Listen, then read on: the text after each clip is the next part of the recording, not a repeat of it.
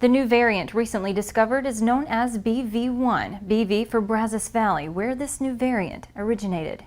Although only found in one individual, scientists at the Texas A&M University Global Health Research Complex identified this new variant with implications that could present a new challenge to public health. So there are trivial variants in that everything you pick up now is going to be a little bit different from anything that's ever been found. We're just far enough along that there are a lot of these things out there. Some students say while it is concerning, it's important that we get ahead of it and stay there. The virus is adapting to the vaccine, so we're going to have to keep adapting to the virus.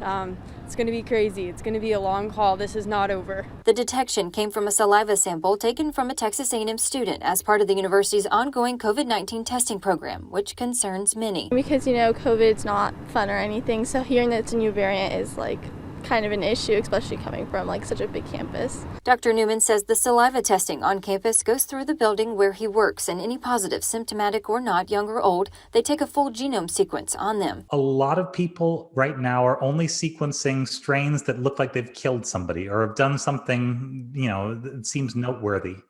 But all of these new variants come from somewhere, and they can lurk in parts of the population. And so we're trying to find those before they become a problem. Students express their appreciation and confidence within their university, leadership, and researchers on how A&M continues to do its part to keep everyone safe. I think Texas A&M has done a really great job at preventing the spread of COVID and making sure that students stay safe and ensuring the social distancing. And I'm sure that if it's a threat to, especially if the antibodies that we're getting vaccines for, the A&M will take the precautions necessary for the future. Dr. Newman says when they find this again, they will know what it is and will be able to track down where it is to prevent it from spreading.